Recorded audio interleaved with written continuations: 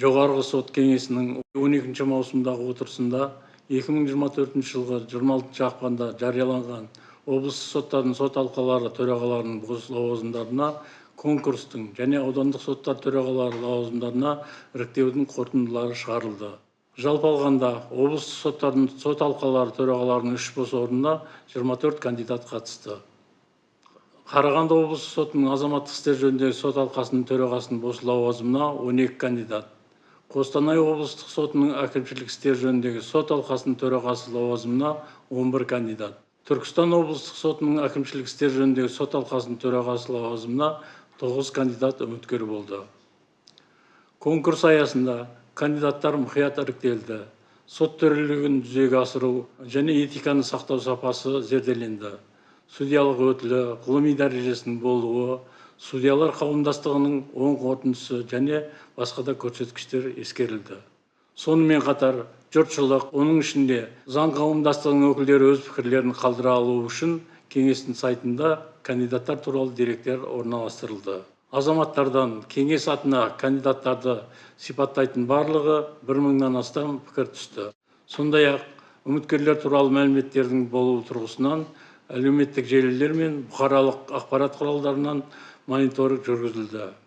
Конкурс қорытындысы бойынша кеңес Қарағанды облыстық сотының азаматтық істер жөніндегі сот алқасының төрағасы лауазымына Жамбыл облыстық сотының судьясы Күлекеев Ғалым Батырбекұлын, Қостанай облыстық сотының әкімшілік істер жөніндегі сот алқасының төрағасы лауазымына Қостанай облыстық сотының судьясы Қайкенов Серік Сәкенұлын, Түркістан облыстық сотының әкімшілік істер жөніндегі сот алқасының төрағасы лауазымына Түркістан облыстық сотының судьясы Аида Нәбиқызы Байтурованы ұсынды. Кеңестің ұсынымына алған бұл кандидаттар азаматтық және әкімшілік істерді қарауға маманданған, ведомстволық наградалары бар, магистр дәрежесіне ие болған, республиканың облыстық соттарының тәжірибелі іскер судьялары. Конкурстық іріктелген қатысушылары жоғарғы соттың жалпы отырысының және кандидаттардың жұмыс орны бойынша облыстық соттардың жанындағы соттармен өзара іс-қимыл жөніндегі кеңестердің оң қорытындыларын алған. Ұсынылған судьялардың орташа жасы 50 жас, заңгерлік өтілі 25 жыл, сот жүйесіндегі тәжірибесі 19 жыл. 2024 жылғы 1 қаңтардан бастап аудандық соттардың төрағаларын қызметке сайлау бойынша жаңа тетік заң түрде енгізілді.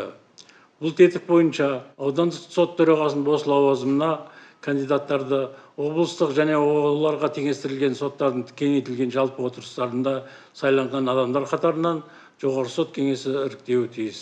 Ағымдағы жылдың 26 ақпанында жарияланған аудандық соттардың төрағалары лауазымдарына іріктеу қорытындысы да жоғарғы сот кеңесінің отырысы аясында шығарылды. Аудандық соттар төрағаларының 41 бос орнына іріктеуге барлығы 105 кандидат қатысты. Конкурсқа қатысушылардың көпшілігі Шымкент қаласының кәмелетке толмағандар істері жөніндегі мамандандырылған ауданаралық сотының төрағасы және Түркістан қалалық сотының төрағасы әрқайсысына 17 кандидаттан бос лауазымына үміткер болды. Бұл ретте үміткерлердің санына қарамастан іріктеу түбегейлі жүзеге асырылды. Мысалы, Алматы қаласының мамандандырылған ауданаралық әкімшілік сотының, Шымкент қаласының кәмелетке толмағандар істері жөніндегі мамандандырылған ауданаралық сотының, Түркістан қалалық сотының және Түркістан облысы Сарыағаш аудандық сотының төрағалары лауазымдарына үміткерлер кеңейтілген жалпы отырыстарды сайламауына байланысты іріктеу болмады деп танылды.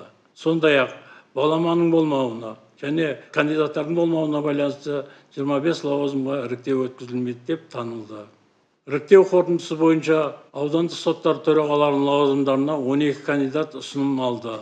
Олардың орташа жасы 45 жас, заңгерлік өтілі 20 жыл, ал сот жүйесіндегі жұмыс тәжірибесі 11 жыл.